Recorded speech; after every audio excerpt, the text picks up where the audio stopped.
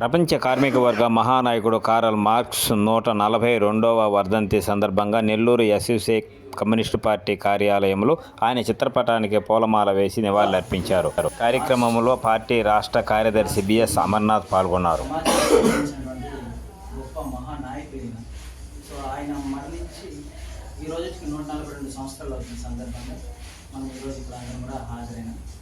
ముఖ్యంగా ఆయన యొక్క గ్రేట్నెస్ ఏంటి, మనం ఎందుకు కార్ల్ మార్క్స్ యొక్క వర్ధంతి మనం ఇక్కడ జరుపుకుంటున్నాము. కొంతమందికి తెలుసు, ఇది మనం కొంతమంది కొత్త వాళ్ళు కూడా ఉన్నారు కాబట్టి వాళ్ళని దృష్టిలో పెట్టుకొని మనం ఈ యొక్క కార్యక్రమాన్ని ఈరోజు మనం ఇక్కడ నిర్వహిస్తున్నాము. సో ముందుగా మనం ఈ యొక్క కార్యక్రమాన్ని ఆయన చిత్రపటానికి పూలు వేసి మనం కొనసాగిద్దాము.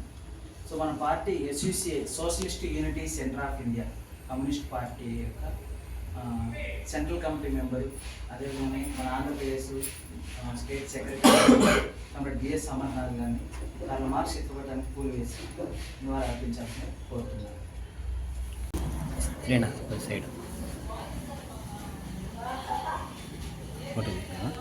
పాటించండి. కార్ల్ మార్క్స్ 142వ వర్ధంతికి సమున్నతంగా పాటించండి. లెనినిజం కామ్రేడ్ సుభాష్ ఘోష్ ఆలోచన విధానం వర్ధిల్లాలి. పోరాడదాం పెట్టుబడిదారు వ్యతిరేక సోషలిస్ట్. పాటించండి. కార్ల్ మార్క్స్ 142వ వర్ధంతికి సమున్నతంగా పాటించండి. సోషలిస్ట్ విప్లవంకై పోరాడదాం. పోరాడదాం పెట్టుబడిదారు వ్యతిరేక సోషలిస్ట్ విప్లవానికి పోరాడదాం. పాటించండి. కార్ల్ మార్క్స్ 142వ వర్ధంతిని సమున్నతంగా పాటించండి. పాటించండి. Karl Marx 142.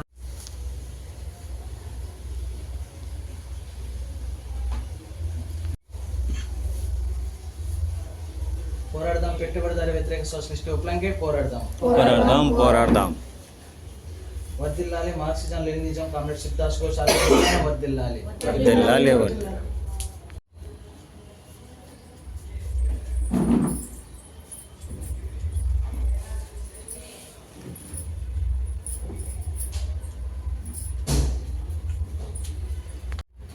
ప్రపంచ కార్మిక వర్గ మహానాయకుడు, కమ్యూనిస్ట్ సిద్ధాంత ప్రతిపాదకుడు అయినటువంటి కార్ల్ మార్క్స్ యొక్క 142వ వర్ధంతిని మనం జరుపుకుంటున్నాము. సౌండ్ వస్తుంది. ఈ సందర్భంగా మనం కార్ల్ మార్క్స్ యొక్క జీవితము, ఆయన పోరాటము, ఆయన ప్రతిపాదించిన సిద్ధాంతం, party socialist unity centre of India communist party మనం ఫాలో అయ్యేది అందరూ కూడా, కమ్యూనిస్ట్ అందరూ కూడా ఫాలో అయ్యేది మార్క్సిజాన్ని ఫాలో అయ్యేది. మనం కూడా సభ్యులుగా చేరితే Marxism Leninism comrade Subhash Ghosh ఆలోచన విధానాన్ని మన యొక్క జీవిత తత్వశాస్త్రంగా మనం పరిగణించి దాన్ని ఆచరిస్తాం. అట్లాంటిది కార్ల్ మార్క్స్ ఏ విధంగా ఆయన మార్క్సిజం సిద్ధాంతాన్ని ఆవిర్భవింపచేసినారు, ఆయన యొక్క కృషి ఏమిటి అనేది మనము లోతుగా తెలుసుకోకపోయినట్టయితే మనం దాని యొక్క ప్రాధాన్యత ఏమిటి, దాని యొక్క ఇప్పుడుండే పరిస్థితి, దాని యొక్క గొప్పతనం ఏమిటి అనేది మనకు తెలియదు. జనరల్గా మార్క్సిజం అంటే కన్నా కార్ల్ మార్క్స్ జర్మనీకి సంబంధించిన వ్యక్తి కాబట్టి అట్లాంటప్పుడు మనం భారతదేశంలో మనం మార్క్స్ సిద్ధాంతాన్ని మనం ఎందుకు ఆచరించాలి, కాబట్టి మార్క్స్ మన దేశం వాడు కాదు, కాబట్టి విదేశీ సిద్ధాంతం అనని బీజేపీ, ఆర్ఎస్ఎస్ లేదా జాతీయవాదులు ఇట్లాంటి వాళ్ళందరూ కూడా ప్రశ్నలు వేస్తుంటారు. కార్ల్ మార్క్స్ జర్మనీలో జన్మించినప్పటికీ జర్మనీలో ఉండే పాలకులు ఆయన జర్మనీలో ఉండనిలేదు. అక్కడి నుంచి ఆయన బహిష్కరించినారు. ఆయన అక్కడి నుంచి బహిష్కరిస్తే ఫ్రాన్స్కి పోతే అక్కడ ఉండే ప్రభుత్వం కూడా ఆయన మళ్ళీ బహిష్కరిస్తుంది. మరి బెల్జియం పోతాడు.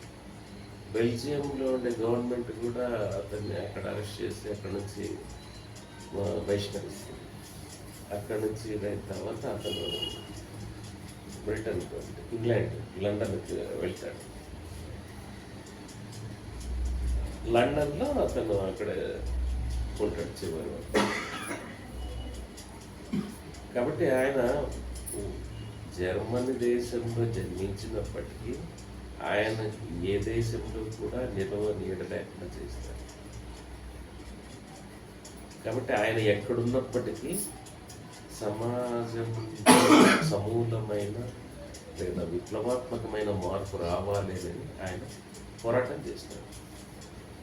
కాబట్టి మార్క్స్ మిగతా సిద్ధాంతకారులు అంటే మిగతా ఫిలాసఫర్స్ అందరూ మాదిరిగా ఆయన కూడా ఒక ఫిలాసఫర్ అని కాదు. మామూలుగా మనకు పాఠ్య పుస్తకాల్లో చెప్పేటప్పుడు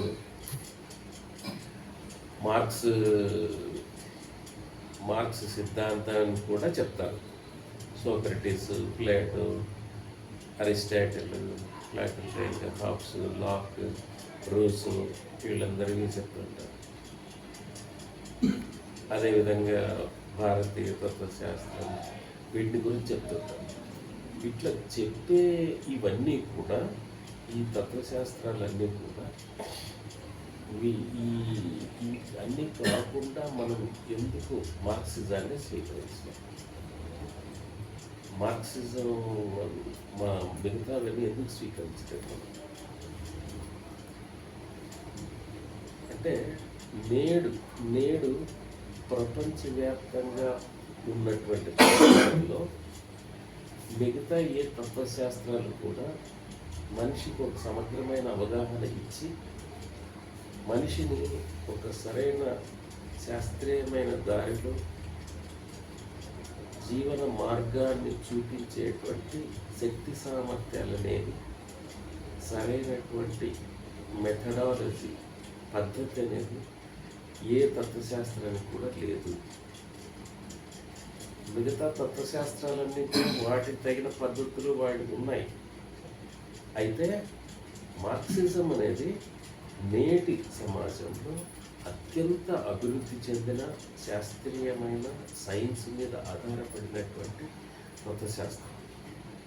మిగతా తత్వశాస్త్రాలన్నీ కూడా నేటి పరిస్థితుల్లో ఈనాడున్నటువంటి కండిషన్స్లో ఆధునిక పరిస్థితుల్లో సరైనటువంటి అవగాహన, సరైనటువంటి మార్గము చూపేవి కాదు. అందుకనే నేటి సమస్యల్ని, నేటి సామాజిక సమస్యలు, ప్రపంచ సమస్యల్ని పరిష్కరించేటువంటి ఏ సిద్ధాంతాలు కూడా సరైన మార్గాన్ని చూపలేకపోతున్నాయి. కానీ మార్క్సిజం మాత్రమే ఒక సరైన మార్గాన్ని చూపగలదు. మార్క్సిజం అనేది ఎప్పుడు ఉనికిలోకి వచ్చింది అని అంటే మార్క్సిజం అనేది పెట్టుబడిదారీ విధానం ఉనికిలోకి వచ్చిన తర్వాత, పెట్టుబడిదారీ విధానానికి వ్యతిరేకంగా కార్మిక వర్గం పోరాటం ప్రారంభించిన తర్వాత, అంటే కార్మిక వర్గం తన యొక్క దోపిడీ పీడల నుంచి బయటపడాలి, విముక్తి చెందాలి అని పోరాటం ప్రారంభించిన తర్వాతనే మార్క్సిజం అనేది ఉనికిలోకి వచ్చింది. అంతకుముందు మార్క్సిజం అనేది ఉనికిలోకి రాలేదు. ఎందుకంటే ఫ్రెంచ్ మహావిప్లవం జరిగినప్పుడు కానీ, అమెరికన్ వార్ ఆఫ్ ఇండిపెండెన్స్ జరిగినప్పుడు కానీ, మిగతా విప్లవాలు ఇంగ్లాండ్లో జరిగిన విప్లవం జరిగినప్పుడు కానీ మార్క్సిజం అనేది అప్పటికి లేదు.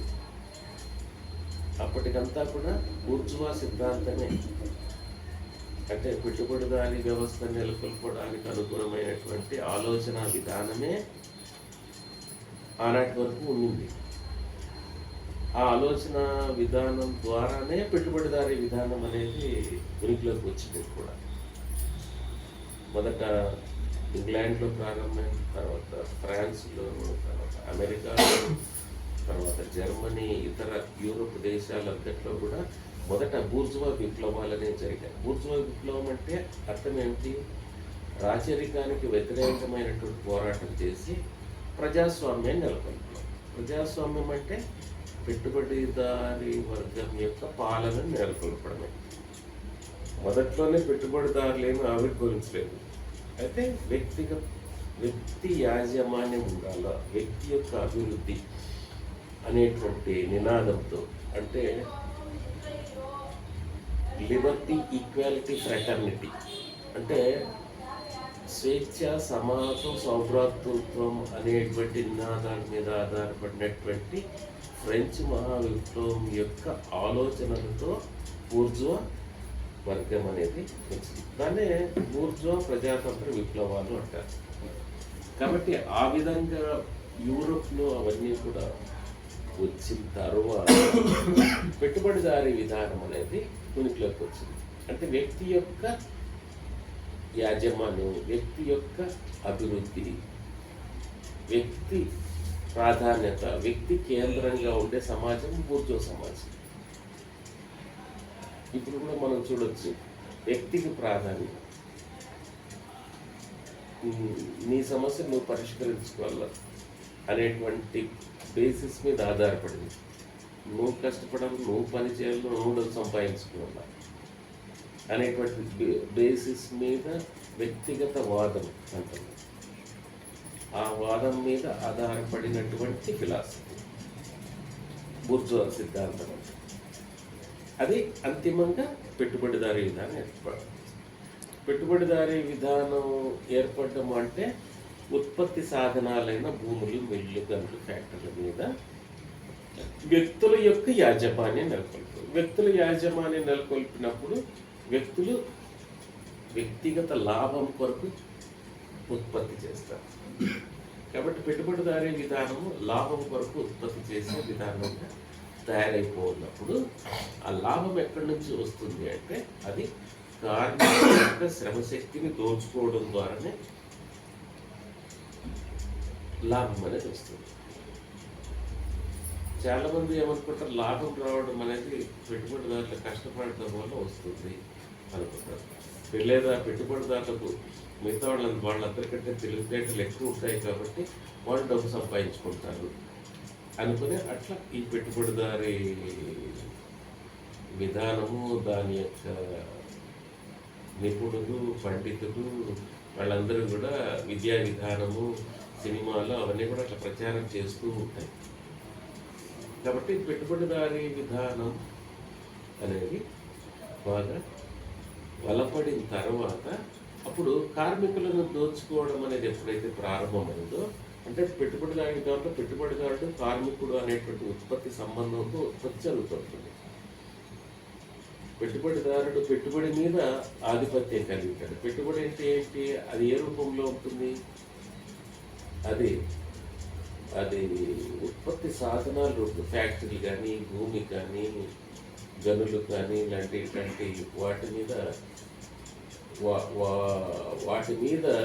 అవి ఉత్పత్తి సాధనలు, వాటి మీద యాజమాన్యం కాదు. కార్మికులకు ఈ యాజమాన్యం ఉండదు. కాబట్టి కార్మికులు వాళ్ళు పని చేసి వెళ్ళిపోతారు అంతే.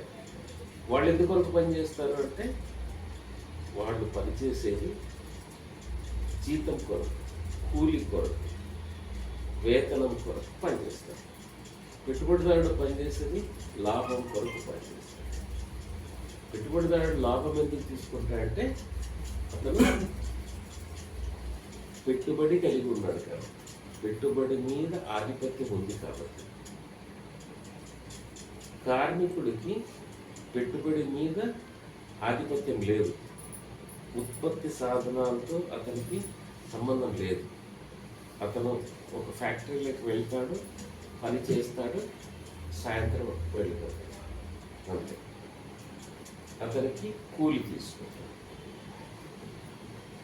అంతేగాని అక్కడ ఉత్పత్తి చేసిన వస్తువులు అతనికి ఇచ్చి పంపించరు. కాబట్టి ఈ రకంగా కూలి లేదా వేతనము కొరకు పనిచేస్తాడు. ఇతను ఏం చేయడం వల్ల కూలిస్తారంటే అక్కడ శ్రమ చేస్తాడు, శ్రమకు వేతనం, పెట్టుబడికి లాభం అనే బేసిస్ మీద ఈ పెట్టుబడిదారీ విధానం నడుస్తుంది. అంతకు ముందు సమాజం ఏ విధంగా నడిచింది అంటే భూస్వామి అర్ధబానిసము మధ్య ఉత్పత్తి సంబంధం ద్వారా అక్కడ ఉత్పత్తి అనేది జరిగింది. ఆ సమాజం కంటే అంతకంటే ముందు బానిస యజమాని బానిస అనే ఉత్పత్తి సంబంధం ద్వారా అక్కడ ఉత్పత్తి అనేది జరిగింది. కాబట్టి ఏ సమాజం అయినా కూడా సరే ఉనికిలో ఉండాలి అంటే, ఆ సమాజంలో మనుషులు జీవించాలి అంటే తప్పనిసరిగా ఉత్పత్తి చేయాల్సి ఉంటుంది. ఉత్పత్తి చేయకుండా జరగదు. ఈ ఉత్పత్తి చేసే క్రమంలో ఉత్పత్తి సంబంధాలనే ఏర్పడతాయి. ఆ రకంగా ఉత్పత్తి సంబంధాలను ఏర్పాటు చేసుకోవడం ద్వారానే ఉత్పత్తి జరుగుతుంది. ఆ ఉత్పత్తి సంబంధం బయట వాళ్ళు ఉండలేరు. కాబట్టి ఉత్పత్తి సంబంధం అనేది ఏర్పాటు చేసుకోవాలి. కాబట్టి ఇప్పుడు ఉన్నటువంటి సమాజంలో ఏ ఉత్పత్తి సంబంధాల ఆధారంగా ఉత్పత్తి జరుగుతుందంటే పెట్టుబడిదారు కార్మికుడు అనే ఉత్పత్తి సంబంధాల ద్వారానే ఉత్పత్తి జరుగుతుంది. ఈ ఉత్పత్తి జరిగేటువంటి దీంట్లో శ్రమ దోపిడీ అనేది ఉండడం ద్వారానే లాభం పొందుతాడు. మనం దోపిడీ అని మనం దేన్ని అంటామో లాభమే దోపిడీ. లాభం అనేది ఎక్కడి నుంచి వస్తుందంటే కార్మికుడు శ్రమ చేయడం ద్వారా వస్తుంది, వేరే రకంగా రాదు. కాబట్టి ఈ శ్రమ అదనపు శ్రమని ఇతను అప్రోప్రియేట్ చేసుకుంటాడు, స్వాధీనం చేసుకుంటాడు, పెట్టుకుంటాడు. కాబట్టి రోజు రోజుకి అతను ధనవంతుడైపోతూ ఉంటాడు. కాబట్టి ఫ్రెంచ్ రెవల్యూషన్లో తీసుకొచ్చినటువంటి సమానత్వము అని చెప్పినంత కూడా పూటకమైనది. వాళ్ళ యొక్క బూర్జువా విప్లవం యొక్క సమానత్వము అని అంటే దాని అర్థం ఏమంటే రాజు పేద అనేది ఉండదు, రాజైనా పేదైనా ఒకటే అనేటువంటి సమానత్వం తీసుకొచ్చాడు. బూర్జువా సమానత్వం అంటే నిజమైన సమానత్వం అనేది బూర్జువా విప్లవం కూడా సాధించలేదు కూడా. ఎందుకంటే అది కూడా ఒక వర్గ దోపిడీ విధానమే. కాబట్టి అందుకనే ఈ విషయాన్ని కార్ల్ మార్క్స్ విడమర్చి చెప్తారు. నేడు అభివృద్ధి చెందినటువంటి సమాజంలో దోపిడీ అనేది జరుగుతుంది, అణచివేతన జరుగుతుంది. పెట్టుబడిదారులు అనేవాళ్ళు కార్మికులను దోపిడీ చేస్తున్నారు. కాబట్టి తద్వారా అదనపు శ్రమని వీడికి అదనపు విలువని క్రియేట్ చేస్తున్నది. శ్రమ చేయడం ద్వారా వచ్చిన దాంట్లో అదనపు విలువని వీళ్ళు స్వాధీనం చేసుకుంటారు. కార్మికులకు వేతనం మాత్రమే ఇస్తున్నారు. వేతనం ఎందుకు ఇస్తారు, వేతనం ఎందుకు వాళ్ళకి ఇదవుతారు, దాని యొక్క అర్థం ఏమిటి అంటే వేతనం అనేది మరీ మరుసటి రోజు వచ్చి అతను పని చేయడానికి, ఈరోజు పని చేసిపోయింటాడు, అలసిపోయింటాడు, మరీ రేపు వచ్చి మళ్ళీ పని చేయాలంటే అతను భోజనం చేయాలా, మళ్ళీ పడుకోవాలా, మళ్ళీ వచ్చి పని చేయాలి కదా. మరి ఇతను చనిపోయిన తర్వాత ఇతని సంతానం, ఇతని కొడుకులు వచ్చి మళ్ళీ ఫ్యాక్టరీలో పని చేయాలి. ఇట్లా నిరంతరం పని చేయాలంటే అతని కుటుంబానికి ఎంతైతే కనీసం అవసరం ఉంటుందో అంత మాత్రమే పెట్టుబడిదారుడు వేతనంగా ఇస్తాడు. కాబట్టి ఆ విధంగా వేతనం అనేది మరీ తను ఉత్పత్తి చేయడానికి, మరి ఆ ఉత్పత్తి చేసిన తర్వాత ఇతను చనిపోతే తర్వాత వీళ్ళ పిల్లలు మళ్ళీ వచ్చి ఉత్పత్తి చేయడానికి అనుగుణంగా ఉండే విధంగా వీళ్ళకి వేతనం అనేది. పెట్టుబడిదారుడికి నిరంతరము అతని యొక్క ఆస్తులన్నీ కూడా పెరుగుతూ ఉంటాయి, విలాసాలు ఇవన్నీ కూడా జరుగుతుంటాయి. ఇది ఈ విధంగా అయినటువంటి పెట్టుబడి ఇది ఎక్కువైపోయి వాళ్ళ దగ్గర సంపద పెరిగిపోయి అదే వాళ్ళకి అడ్డంకిగా తయారవుతుంది. ఎందుకంటే ప్రజల దగ్గర ప్రజలలో ఉండే వాళ్ళందరూ కూడా ఎక్కువ భాగం అంతా కార్మికులకు దోపిడీకి గురైపోవడం వల్ల మొత్తం ఉత్పత్తి చేస్తున్నటువంటి సంపదని, ఉత్పత్తి చేస్తున్నటువంటి సరుకులని వీళ్ళు కొనలేని విధంగా తయారైపోతారు. ఎందుకు? ఈ సంపద అంతా కూడా కొద్దిమంది చేతిలో కేంద్రీకృతం అయిపోతుంది కాబట్టి, ఇది ఎక్సెస్ క్యాపిటల్ రూపంలో ఉంటుంది కాబట్టి వీళ్ళకు వేతనాలు ఇస్తుండేవన్నీ కూడా ఉత్పత్తి చేసిన వాటిని కొనుగోలు చేయలేకపోతారు కాబట్టి అప్పుడేమంటే సరుకులన్నీ కూడా గోడౌన్లో నిలిచిపోతాయి. కొనుగోలు శక్తి ఉంటేనే కొనగలుగుతాం. కొనుగోలు శక్తి లేనప్పుడు అవన్నీ గోడౌన్లో ఉంటాయి. గోడౌన్లో నిలువ ఉండిపోయిన వాటి వలన ఉత్పత్తి తగ్గించేస్తాడు. ఉత్పత్తి తగ్గించేస్తే అప్పుడేమంటే కార్మికులను పనిలో నుంచి తొలగిస్తారు. కాబట్టి పెట్టుబడిదారీ విధానంలో నిరుద్యోగ సమస్య, కార్మికులు పనిలోంచి తొలగించడము, ఈ సమస్యలన్నింటితో కూడా ముడిపడింది. కాబట్టి మరింతమంది కార్మికులు తొలగించేటప్పటికీ వాళ్ళ దగ్గర కొనుగోలు శక్తి ఏమి ఉండదు. కాబట్టి వాళ్ళు ఏమవుతారు? దానివల్ల మళ్ళీ ఉత్పత్తి మరింత తగ్గిపోతుంది. కాబట్టి ఈ విధంగా పెట్టుబడిదారీ విధానంలో మాంద్యం అనేది పెరుగుతుంది, డిప్రెషన్. కాబట్టి ఎప్పుడు కూడా నిరంతరం సంక్షోభాలకు ఈ పెట్టుబడిదారీ విధానం ఉంటుంది. దీని యొక్క ప్రభావం అనేది ప్రజలు భరించాల్సి వస్తుంది.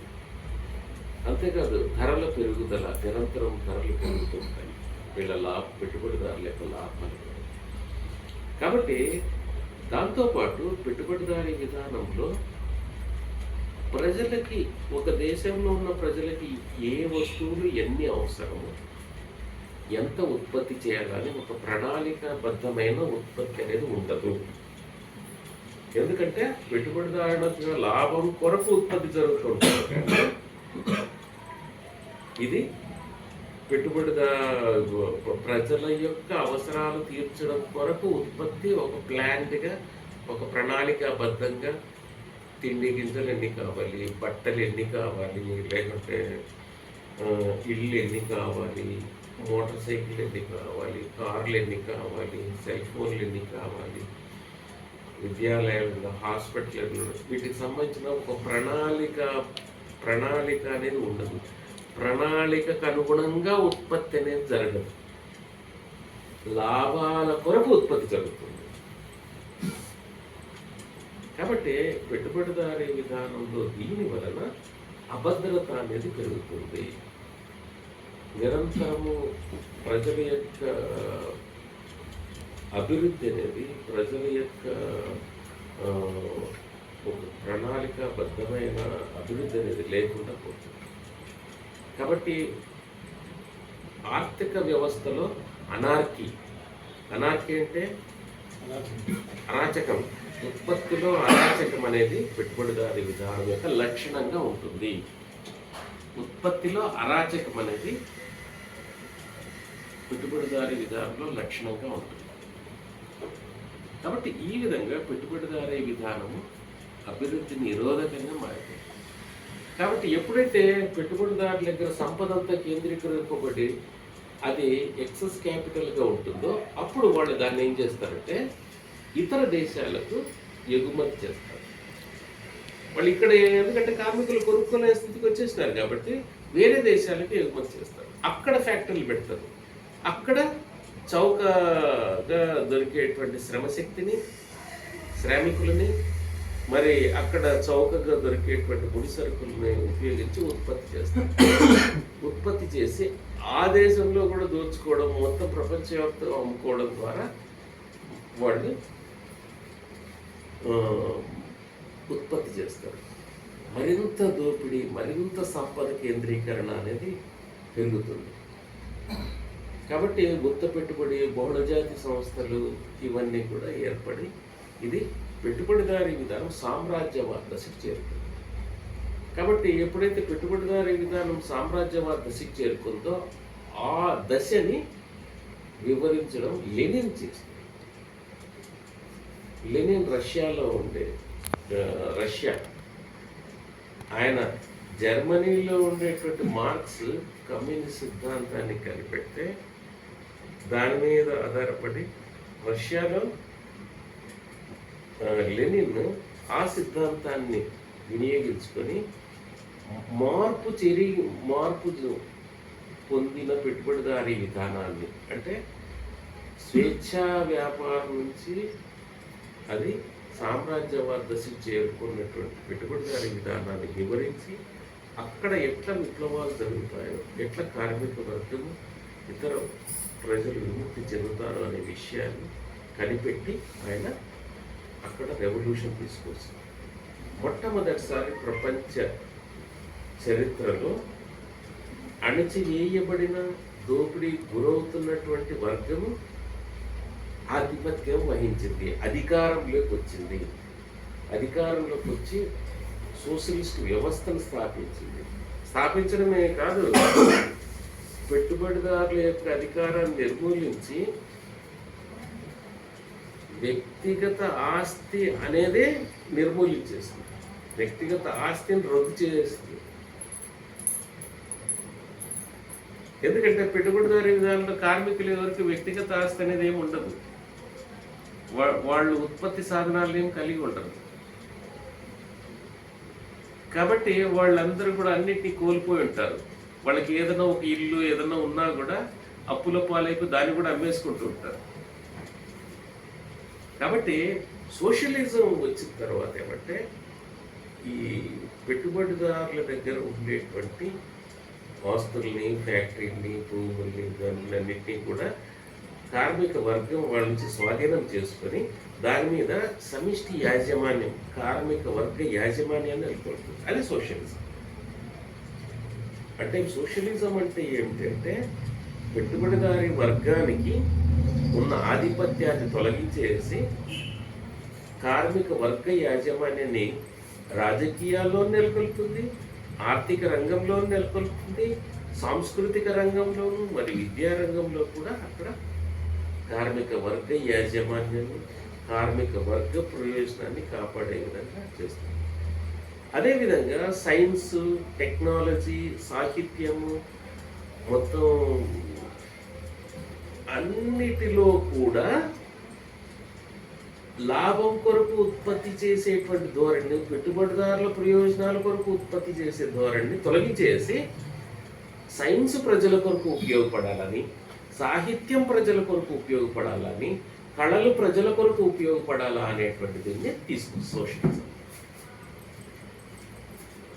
కాబట్టి కార్మిక వర్గ రాజ్యం అనేది మొత్తం సమాజ ప్రయోజనం కొరకు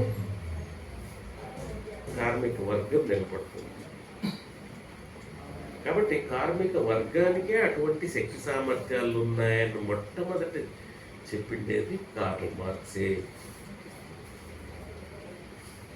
అంతవరకు పెట్టుబడిదారీ సమాజంలో, బూర్జువా సమాజంలో అంతా కూడా కార్మికులు చదువు లేని వాళ్ళని, వాళ్ళు తాగుబోతులని, వాళ్ళు నిరక్షరాస్యులని, వాళ్ళ వల్ల సమాజానికి హాని జరుగుతుందని, వాళ్ళు ఎప్పుడు అట్లా ఉండాల్సిన వాళ్ళని, వాళ్ళు సోమరిపోతులని, వాళ్ళు పని చేయరని, వాళ్ళు జూదగాళ్ళని, అట్లా వాళ్ళందరినీ కూడా వాళ్ళని ఆ విధంగా వాళ్ళని అభివర్ణించి వాళ్ళని అక్కడికి నెట్టేసి ఉంటుంది పెట్టుబడిదారీ విధానం. కానీ కార్ల్ మార్క్స్ ఏం చెప్తాడంటే ఎవరైతే ఈ రకంగా ఈ స్థితికి తీసుకొచ్చినారో దానికి కారణం పెట్టుబడిదారీ దోపిడీ వల్లనే అది జరిగిండేది, అంతేగాని వాళ్ళు పెద్దవాళ్ళు అవ్వడం వల్ల కాదు కార్మికులు. కాబట్టి కార్మికుల యొక్క శ్రమ వలనే ఈ సంపదను సృష్టింపబడుతుంది.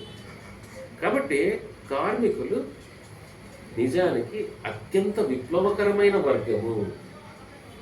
అయితే వాళ్ళకి సరైన ఆలోచన అనేది ఇవ్వాలి, విప్లవ ఆలోచన అనేది. అదే మార్క్సిజం.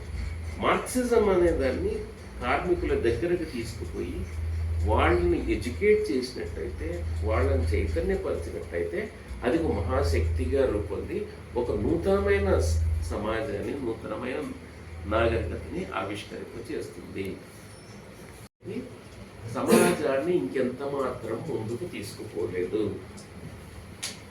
పెట్టుబడిదారీ సమాజం అనేది అభివృద్ధి చెందదు, అది రోజు రోజుకి కుళ్ళిపోతుంది అనేది కార్ల్ మార్క్స్ చెప్పారు. కాబట్టి దాన్ని తొలగించాలి, ఊడ్చేసేదంతా ఎవరు, దాన్ని క్లియర్ చేసేదంతా ఎవరు అంటే కార్మిక వర్గం. కార్మిక వర్గంకి ఈ నాలెడ్జ్ అనేది, ఈ జ్ఞానం అనేది అందించడానికి కృషి చేసేటువంటి పరికరమే కమ్యూనిస్ట్ పార్టీ. అంటే కమ్యూనిస్ట్ పార్టీ చేసేది ఏమిటంటే కార్మిక వర్గాన్ని చైతన్యపరుస్తుంది. కార్మికుల దగ్గరికి వెళ్ళి కార్మిక సంఘాలను ఏర్పాటు చేసి ఆ సంఘాలకి వాళ్లకు జరుగుతున్న అన్యాయము, దోపిడీ కారణమైన పెట్టుబడిదారి వర్గానికి, దాని యొక్క ప్రభుత్వాలకి వ్యతిరేకంగా వీళ్ళని పోరాటాల్ని తీసుకురావడం ద్వారా వాళ్లకు సమాజం అంతా అర్థమవుతుంది.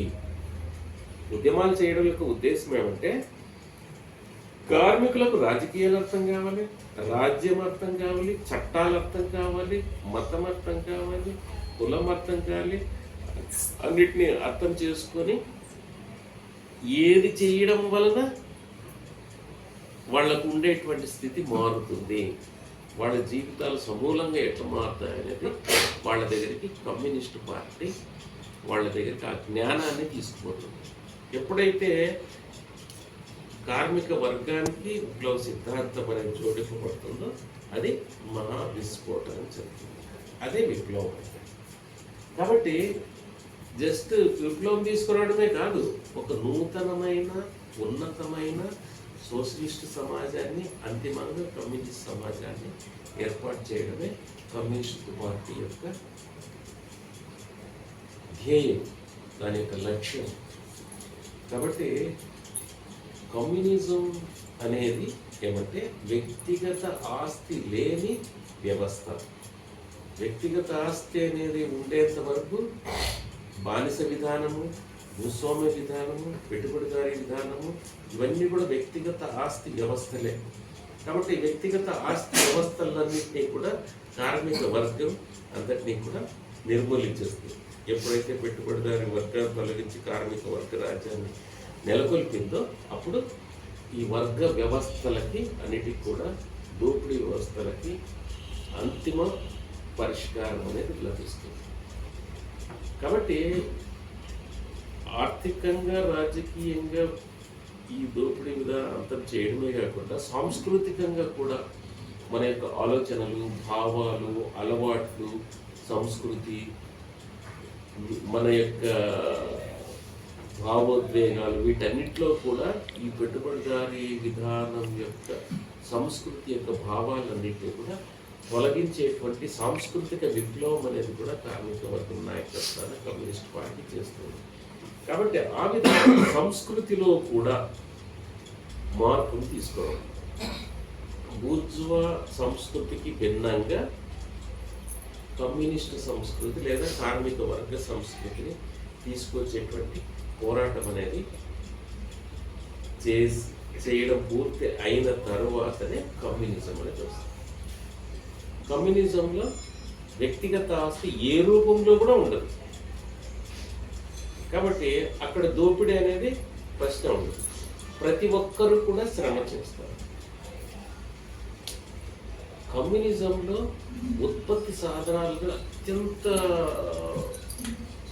అభివృద్ధి చెందిన ఉత్పత్తి సాధనాలు ఉంటాయి.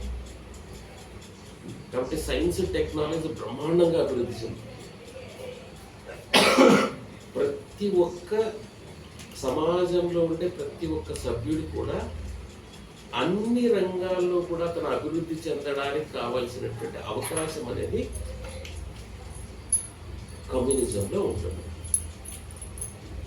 పెట్టుబడిదారీ విధానంలో ఆ విధంగా ఉండదు. బైపీసీ చదివింటాడు, మరి అతను కామర్స్లో బ్యాంకులో ఉద్యోగం చేస్తాడు. సిఈసీ చేసి ఉంటాడు, అతను ఇంకో మామూలు క్లర్క్గా ఎట్లా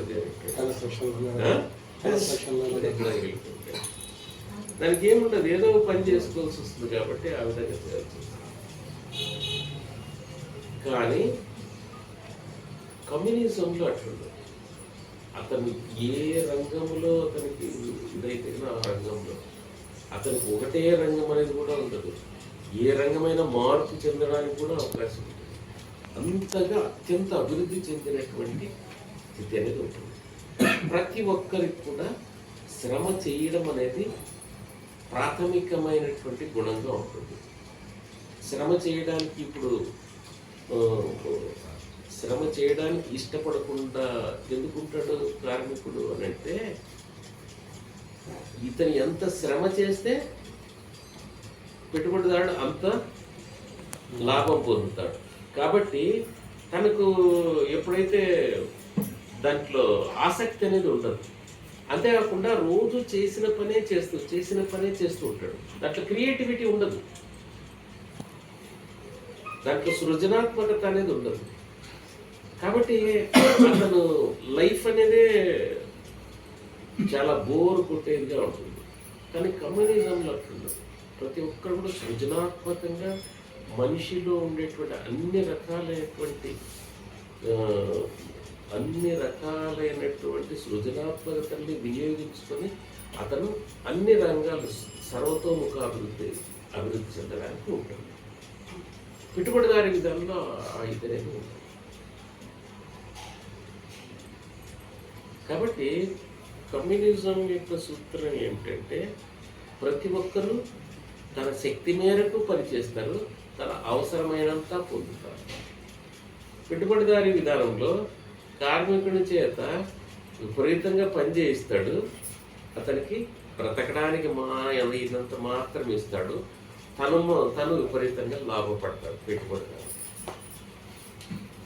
కాబట్టి ఈ దోపిడీ అనేది, అణచివేత అనేది మొత్తం కమ్యూనిజంలో పూర్తిగా అంతమైపోతుంది.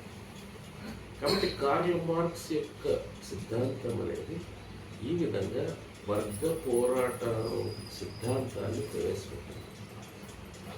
మొత్తం మానవ చరిత్ర అంతా కూడా వర్గ పోరాటాల చరిత్రనే.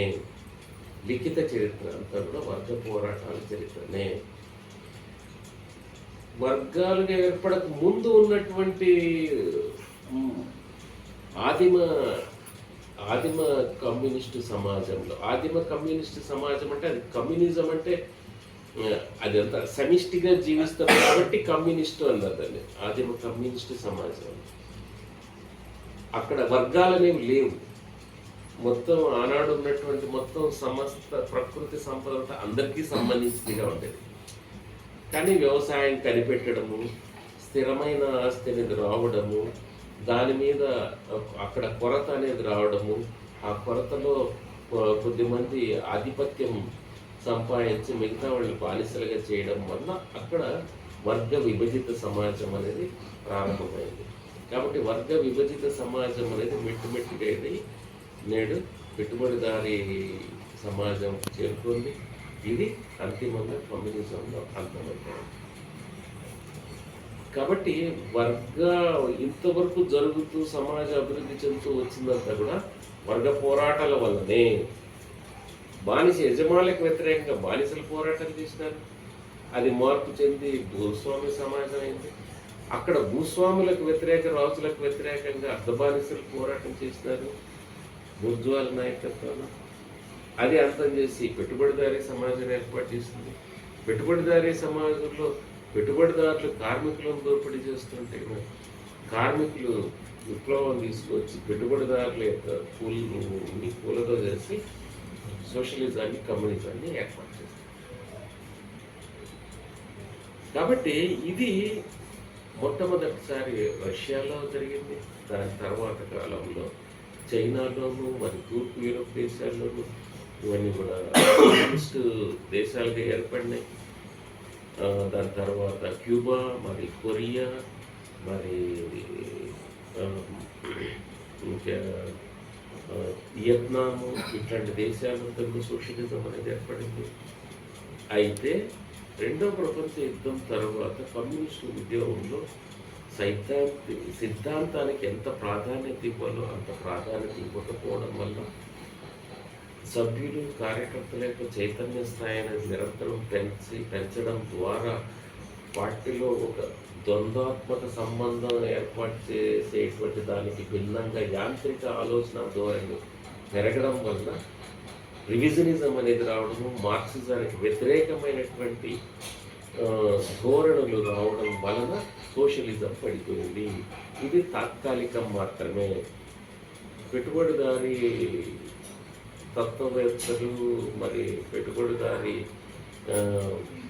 ఆర్థికవేత్తలు వీళ్ళందరూ కూడా సోషలిజం పడిపోయింది, మార్క్సిజం అది పనికిరాదు, మార్క్సిజం కాలం చెల్లిపోయింది అనేదంతా కూడా బూటకము. ఇప్పుడంతా కూడా మనం చూస్తున్నాం పెట్టుబడిదారీ విధానం ఏ విధమైన సంక్షోభాలు తీసుకొచ్చిందో.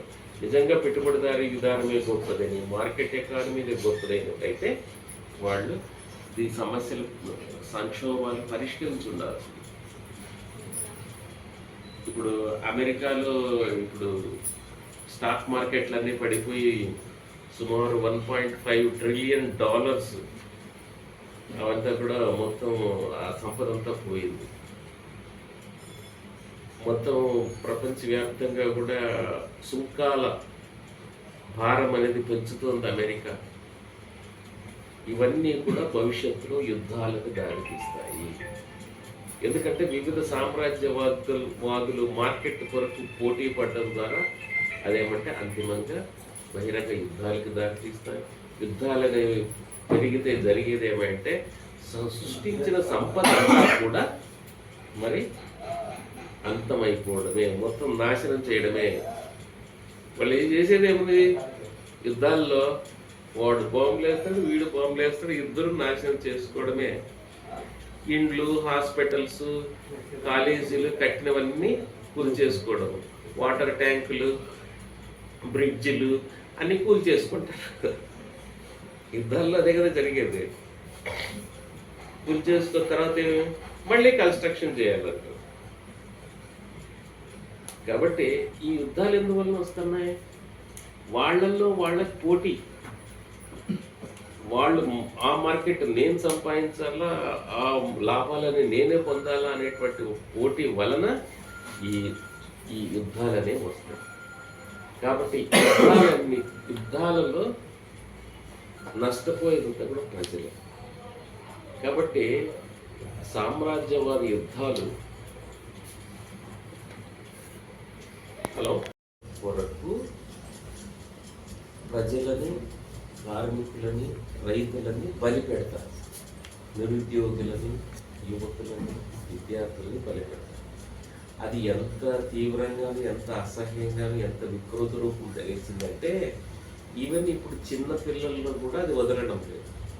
నారాయణ, చైతన్య, ఈ కార్పొరేట్ స్కూళ్ళన్నీ కూడా విపరీతమైన ఒత్తిడి క్రియేట్ చేయడం వల్ల పిల్లలు ఆత్మహత్యలు చేసుకోవడము, పిల్లలు వాళ్ళ మెంటల్ పేషెంట్లు కావడము, నిజానికి ఎంతో సంతోషంగా హాయిగా జ్ఞానాన్ని పొందేటువంటి ప్రక్రియ అనేది కాకుండా విపరీతమైన ప్రెషర్స్, వాళ్ళు ర్యాంకులు తెచ్చుకోవాలని, వాళ్ళు ఎక్కువ మార్కులు తెచ్చుకోవాలని, ఆ విధంగా తెచ్చుకోవడం వల్ల తమకు లాభాలు వస్తాయి. తమ మార్కెట్లు పెంచుకోవడం కొరకు పిల్లల మీద ఒత్తిడి చేస్తారు.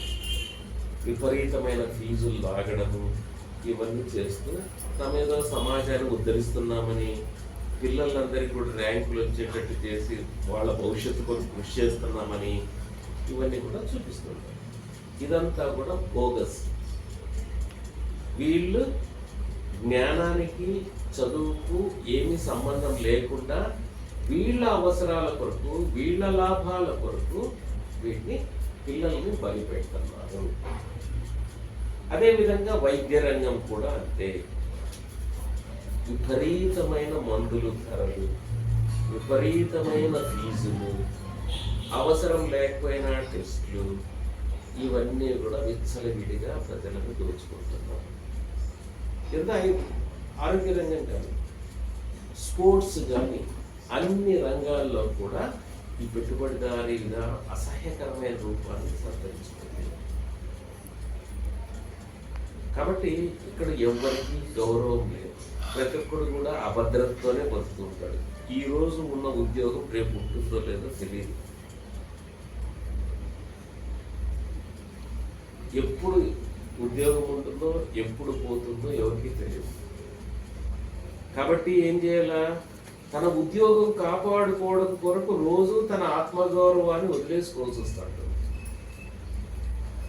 ప్రతి ఒక్కరు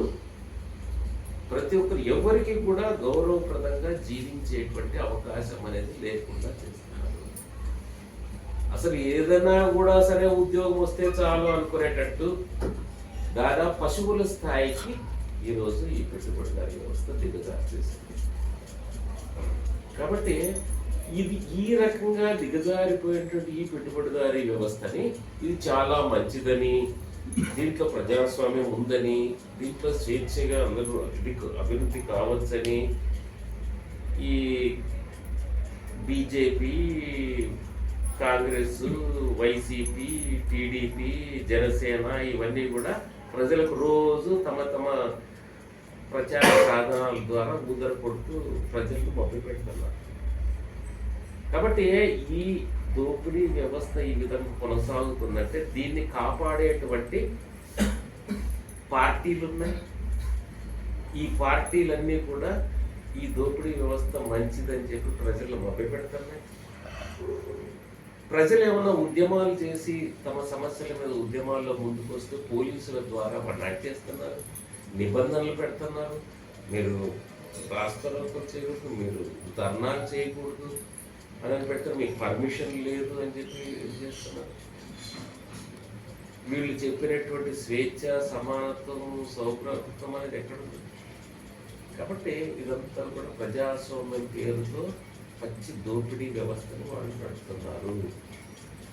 ఎవరైతే ప్రజా రక్షకులుగాను ప్రజా సేవకులుగాను చేస్తున్న వాళ్ళందరూ కూడా పచ్చి దోపిడీదారులుగాను, మోసగాళ్ళుగాను, భూ కబ్జాదారులుగాను, ప్రకృతి వనరులు దోపిడీ చేసేవాళ్ళు గాను, కుల ఉన్మాదాన్ని రెచ్చగొట్టేవాళ్ళు గాను, మత ఉన్మాదాన్ని రెచ్చగొట్టేవాళ్ళు గాను, ప్రాంతీయ తత్వాన్ని రెచ్చగొట్టేవాళ్ళు గాను, ప్రజలని వెనుకబాటుతనంలో ఉంచేసి వాళ్ళే తన్నుకొని వచ్చే విధంగా చేసేటువంటిది ఈరోజు ఈ పెట్టుబడిదారీ పార్టీలు లేదా గుర్జో పార్టీలు కొన్ని కూడా చేస్తున్నాయి. దీనికి వ్యతిరేకంగా మహోన్నతమైన తత్వశాస్త్ర మార్క్సిజాన్ని మనం సరిగ్గా లోతుగా అర్థం చేసుకొని ఆ జ్ఞానాన్ని ఎవరైతే పీడిత ప్రజలు ఎవరైతే అణచివేయబడతారో ఆ ప్రజల యొక్క జ్ఞానాన్ని పెంచడానికి వాళ్ళలో చైతన్యం తీసుకురావడానికి కృషి చేయడం ద్వారానే నేడు ఈ అన్ని రకాల అణచివేత దోపిడీని అంతం పాడడానికి కార్మిక వర్గాన్ని బలోపేతం చేయడం ద్వారా మాత్రమే విప్లవాత్మక సమాజాన్ని మార్చడం ద్వారానే ఇది సాధ్యమవుతుంది. ఈరోజు మోడీ కానీ, చంద్రబాబు నాయుడు కానీ, లేకుంటే అమెరికాలో ట్రంప్ కానీ, లేదంటే వివిధ దేశాల్లో ఉండే పాలకులంతా కూడా ఈ పెట్టుబడిదారీ విధానం బలపరచడానికి, దాన్ని కొనసాగించడానికి కృషి చేస్తున్నారు. దీనికి వ్యతిరేకంగా అన్ని దేశాల్లో కార్మికులు, రైతులు, విద్యార్థులు, టీచర్లు అందరూ కూడా ఫైట్ చేస్తున్నారు. మహిళలు, మరి అన్ని రంగాల యువకులు, నిరుద్యోగ సంస్థలు వాళ్ళు ఫైట్ చేస్తున్నారు. కాబట్టి ప్రపంచవ్యాప్తంగా అన్ని దేశాల్లో కూడా ఉద్యమాలు పెరుగుతున్నాయి. కాబట్టి అట్లాంటి సందర్భంలో మార్క్సిజం, లెనినిజంని మరింత అభివృద్ధి చేసిన కాబట్టి సిద్ధార్థ్ ఘోష్ ఆలోచన విధానంతో మనం కార్మికులకి, రైతులకి, విద్యార్థులు, యువకులు, మహిళల్లో మనం చొచ్చుపోయి వాళ్ళని చైతన్యపరిచి ఉద్యమాలను తీసుకురావాలి. కాబట్టి ఈసారి మనం ఇక్కడ మన పార్టీ సంస్థాపక దినాన్ని కూడా నెల్లూరులో జరపాలని కూడా మనం నిర్ణయించినాము. దానికన్నీ కూడా మనం ప్రిపరేషన్ చేయాలి. అంతేకాకుండా స్కూల్ ఆయాల విషయం కూడా ఈ ఏప్రిల్ నెల చివరిలో మనకు ధర్నా విజయవాడలో పెట్టాలనుకుంటున్నాం స్టేట్ లెవెల్. కాబట్టి ఆ ధర్నాన్ని కూడా మనం దాన్ని సక్సెస్ చేయడానికి మనం